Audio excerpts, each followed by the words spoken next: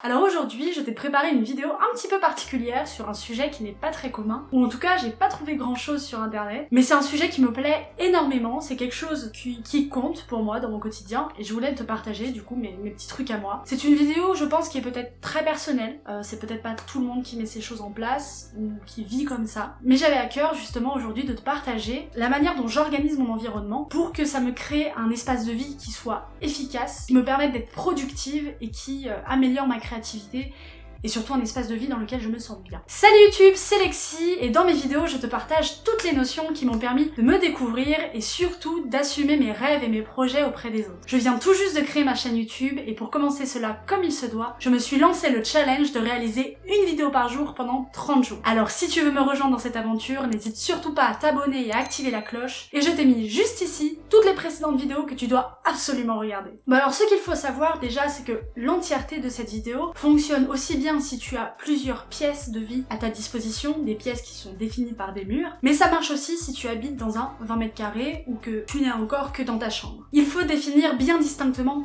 tous tes espaces de vie comme si c'était des endroits totalement différents. Donc là tu comprendras que je parle plus quand tu as un appartement, une pièce, ou seulement une chambre. Mais évidemment, ça marche aussi si tu as plusieurs pièces à ta disposition, c'est encore plus précis et encore plus déterminé. Donc alors par exemple, il faut que tu aies des endroits définis pour ton espace de détente, ton espace de travail, l'espace où tu manges, l'espace où tu dors, et tous les espaces que tu veux mettre en place. Ça permet à ton corps et à ton cerveau de se mettre déjà en condition pour la tâche qu'il va devoir effectuer en fonction de l'endroit où il se trouve. Alors la deuxième chose, ça va peut-être faire remonter des souvenirs douloureux de ton enfance, mais selon moi, il est quand même essentiel de vivre dans un endroit qui est propre et rangé. Bon alors évidemment, je ne te parle pas de faire le grand ménage tous les jours, mais simplement de prendre le réflexe de faire en sorte qu'à la fin de ta journée, tes espaces de vie soient ordonnés et que tu t'y sentes bien. Parce que même si tu ne t'en rends pas compte, une mauvaise odeur ou ton espace d'activité qui est en bazar, ça peut nuire à ta productivité et à ta créativité. Des petites astuces que tu connais déjà sûrement, comme le fait de faire son lit dès qu'on en sort et ne plus y retourner, ou penser à régulièrement aérer son espace, mais une véritable chose à mettre en place pour éviter de laisser traîner des déchets, c'est de poster des poubelles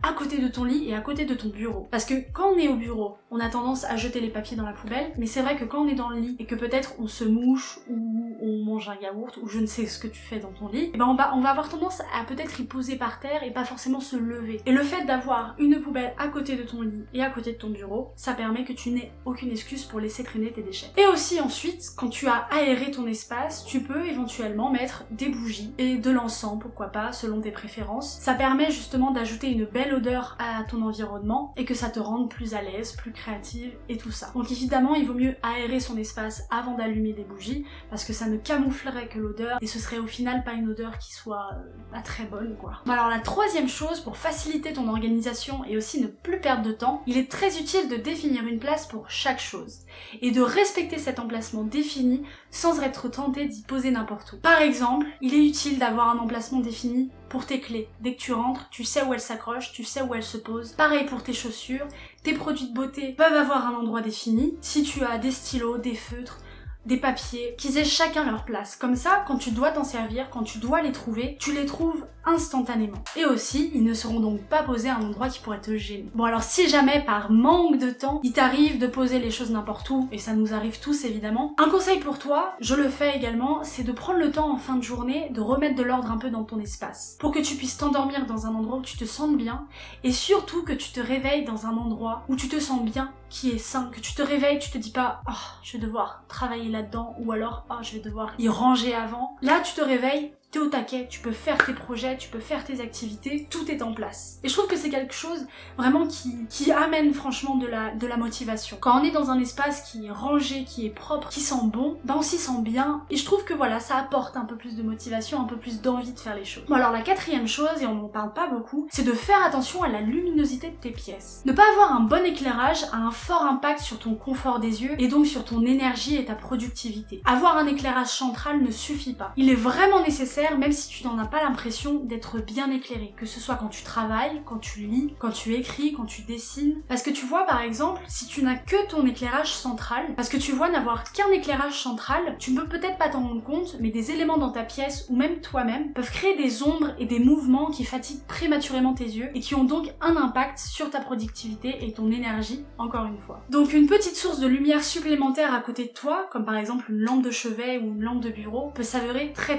utile. En plus de ça, certaines lumières peuvent te créer une véritable ambiance pour encore plus différencier tes espaces de vie et te conditionner à une certaine activité. Donc par exemple, tu peux avoir une lumière plus douce consacrée au moment de détente et aussi en soirée quand tu vas devoir te préparer à aller dormir, comme par exemple une guirlande lumineuse. La cinquième chose que tu peux faire, c'est combiner éléments de déco et éléments de motivation. Alors je vais te donner différents exemples que moi-même je mets en place dans mon espace. Par exemple, si je veux des photos de motivation pour me pousser tous les jours à atteindre mes objectifs, pour me motiver, par exemple des photos de paysages des pays que j'aimerais visiter, je les mets dans de jolis cadres et je les accroche sur mes murs. Comme ça, à la fois c'est visuel, ça me permet de visualiser mon objectif, et aussi ça apporte un très joli élément de déco. Ensuite, je rédige des to-do list que j'écris et que j'affiche, des to-do list sur des feuilles pas forcément spéciales, mais que tu peux prendre le temps peut-être d'écrire pour que ce soit un peu plus calligraphié, un peu plus joli et plus agréable justement dans ton décor. Alors aussi, tu peux avoir un grand tableau pour y noter tous tes objectifs, et par exemple, tu peux acheter un tableau en liège, épingler des photos dessus ou des petits souvenirs. Tu as tout un tas de manières de trouver comment transformer tes éléments de motivation en éléments de déco et vice versa. Je t'encourage à le faire parce que je trouve que c'est plutôt efficace et que c'est encore plutôt joli. Et voilà, c'est la fin de cette vidéo. J'espère vraiment qu'elle t'a plu et que peut-être, même si je pense qu'il y a quand même certaines choses dont on est tous au courant et dont ça a souvent rabâché, j'espère que le fait que je t'en parle aujourd'hui, ça a peut-être pu te motiver encore plus et vraiment te faire prendre conscience que si tu prends soin de ton espace de vie, c'est pour toi, c'est pour être plus productif, pour être plus motivé et pour pouvoir à terme atteindre tes objectifs et réaliser tes rêves. Donc n'hésite pas à me laisser un commentaire, à me poser des questions si tu as encore envie,